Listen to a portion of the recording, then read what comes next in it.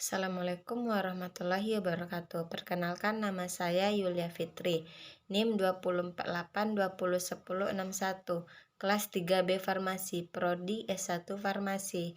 Tujuan saya membuat video ini untuk memenuhi tugas Pak Hari Ade Saputra dengan judul antihistamin.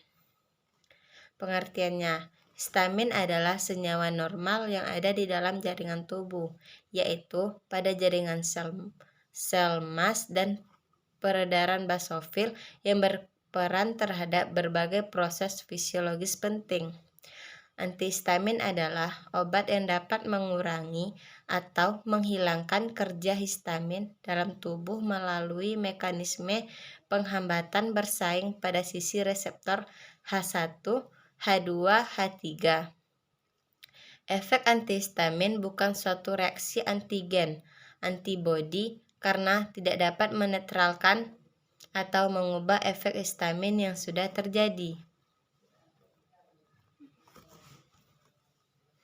Mekanisme kerja. Histamin dapat menimbulkan efek bila berinteraksi dengan reseptor histaminergik, yaitu seperti reseptor H1, H2, dan H3. Interaksi histamin reseptor H1 menyebabkan kontraksi pada otot polos, usus, dan bronki, meningkatkan permeabilitas vaskuler dan meningkatkan sekresi muskus, yang dihubungkan dengan peningkatan CGMP dalam sel. Interaksi dengan reseptor H1 juga dapat menyebabkan vasodilatasi arteri sehingga permeabel terhadap cairan dari plasma protein yang menyebabkan sembab pruritik, dermatitis, dan urtikaria. Efek ini diblok oleh antagonis H1. Interaksi histamin dengan reseptor H2 dapat meningkatkan sekresi asam lambung dan kecepatan kerja jantung.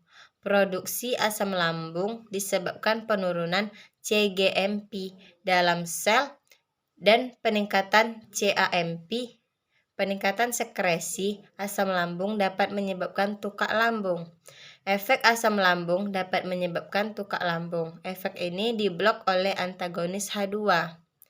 Reseptor H3 adalah reseptor histamin yang baru ditemukan pada tahun 1987, terletak pada ujung saraf jaringan otak dan jaringan perifer yang mengontrol sintesis dan pelepasan histamin, mediator alergi lain, dan peradangan. Efek ini diblok oleh antagonis H3.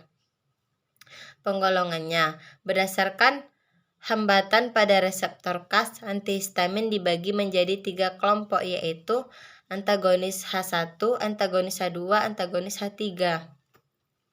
1. Antagonis H1. Turunan eteraminoalkil, rumusnya yaitu AR atau ARCH2 CHO CH2 CH2N. 2. Turunan etilendiamin, rumus umumnya AR, buka kurung AR tutup kurung N kurang CH2 kurang CH2 kurang N menghasilkan CH3 2 kali. C. Turunan alkilamin. Yang keempat turunan piperazin. Yang kelima turunan fenotiazin. Yang keenam turunan lain. Yang ketujuh antagonis H1 generasi kedua. Antagonis H2, contoh obatnya ranitidin, famotidin, simetidin, roxatidin, etinidin, tiotidin, lamtidin, nizatidin. Turunan alkilamin merupakan antihistamin dengan indeks terapeutik cukup baik dengan efek samping dan toksisitas sangat rendah. Struktur umum AR buka kurung AR aksen tutup CH kurang CH2 kurang CH2 kurang N buka kurung CH3 2 kali. Hubungan struktur aktivitas.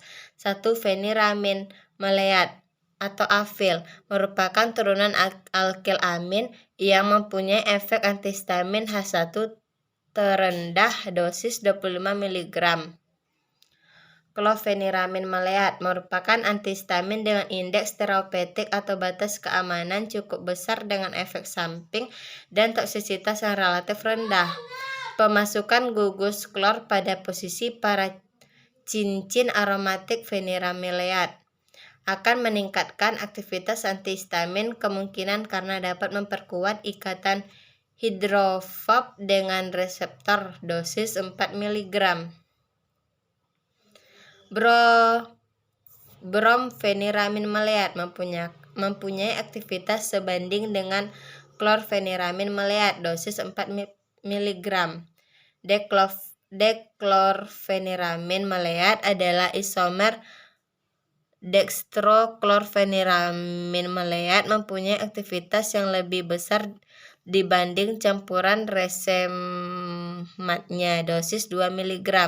Yang ketiga, dimetiden maleat atau fenistil aktif dalam bentuk isomer levo digunakan untuk pengobatan pruritik dan berbagai bentuk alergi dosis 2,5 mg.